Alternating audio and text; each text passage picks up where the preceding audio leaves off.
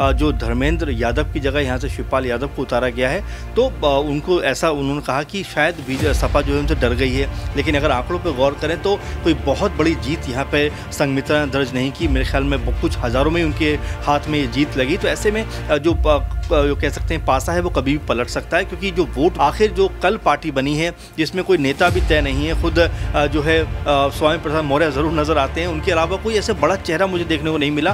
तो आखिर किस आधार पर वो ये बात कह सकते हैं कि उनकी पार्टी इंडिया गठबंधन को सपोर्ट करेगी, जबकि उसी गठबंधन में समाजवादी पार्टी मौजूद है। उत्तर प्रदेश में जिस तरह से एक बड़ा खेल करते हुए नजर आए हैं दिग्गज नेता स्वामी प्रसाद मौर्य, क्या स्वामी प्रसाद मौर्य इस बड़ा खेल को करने के बाद अपनी ही बेटी को हार का सामना कराते हुए नजर आएंगे या फिर नहीं? हम बात कर रहे हैं यहाँ पर बीजेपी से सांसद, बदायूं सीट से सांसद संघमित्रा मौर्य के बारे में। लोकसभा चुनाव से पहले जिस तरह से अपनी ही बेटी को उन्होंने चुनौती दे दी है, क्या अब इस चुनौती में वह सफल हो पाएंगे या नहीं? नमस्कार, मैं प्रांशी राठौर और आप देख रहे हैं नेक्स्ट 9 न्यूज।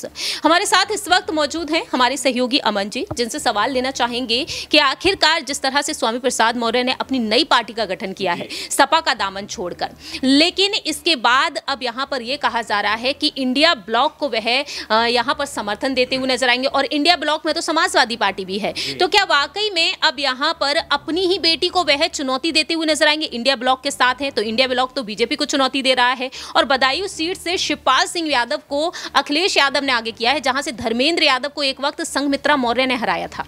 देखिए, डर अच्छा है, ये बात उनकी बेटी ने कही, और ये डर किस बात को लेकर है ये बात उन्होंने स्पष्ट नहीं की, क्योंकि उन्होंने कहा कि जो धर्मेंद्र यादव की जगह यहाँ से शिवपाल यादव को उतारा गया है, तो उनको ऐसा उन्होंने कहा कि शायद सपा जो है उनसे डर गई है। लेकिन अगर आंकड़ों पर गौर करें तो कोई बहुत बड़ी जीत यहाँ पे संघमित्रा ने दर्ज नहीं की। मेरे ख्याल में कुछ हज़ारों में उनके हाथ में ये जीत लगी। तो ऐसे में जो कह सकते हैं पासा है वो कभी भी पलट सकता है, क्योंकि जो वोट बैंक है यहाँ पे वो समाजवादी पार्टी का काफ़ी कह सकते हैं तादाद में है। तो यहाँ पर क्या वाकई जो संघमित्रा है उनको बीजेपी टिकट देती हुई नजर आई? क्योंकि उनके पिताजी जो हैं वो राम को लेकर सवाल खड़े करते रहते हैं, और चुनाव से ऐन वक्त पहले अपने लिए एक अलग पार्टी का इजाद कर लेते हैं, और उस पार्टी में कौन कौन है कौन कौन नहीं है इसके बारे में भी वो नहीं बता पाते अभी तक। लेकिन हाँ, ये ज़रूर कहते हैं कि हमारा जो दल है वो इंडिया गठबंधन को सपोर्ट करता हुआ नजर आएगा। तो अपने आप में ये बड़ी अजीब गरीब बात है कि आखिर जो कल पार्टी बनी है जिसमें कोई नेता भी तय नहीं है, खुद जो है स्वामी प्रसाद मौर्य ज़रूर नजर आते हैं, उनके अलावा कोई ऐसे बड़ा चेहरा मुझे देखने को नहीं मिला।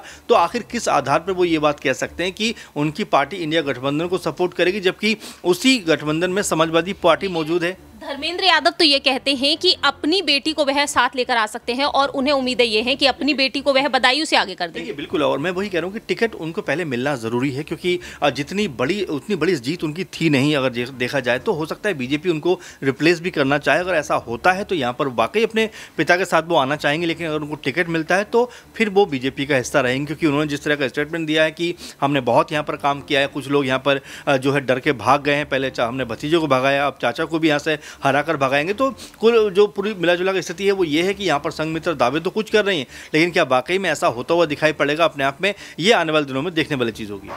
वाकई में अब यही देखना होगा कि संघमित्रा मौर्य बदायूं से अगर चुनाव लड़ती हैं तो बीजेपी खेमे से, या फिर राष्ट्रीय शोषित समाज पार्टी की तरफ से, यानी कि अपनी पिता की बनाई हुई नई पार्टी का जो गठन किया गया है उसकी तरफ से अगर लड़ती हैं, तो आखिरकार संघमित्रा मौर्य जीत हासिल कर पाएंगी या फिर नहीं। अगर वाकई में यहाँ पर इंडिया ब्लॉक के साथ हैं स्वामी प्रसाद मौर्य, तो अपनी बेटी को वह हार का सामना करा पाएंगे या नहीं? फिलहाल इस खास रिपोर्ट में इतना ही। बाकी की तमाम अपडेट्स के लिए देखते रहिए नेक्स्ट 9 न्यूज।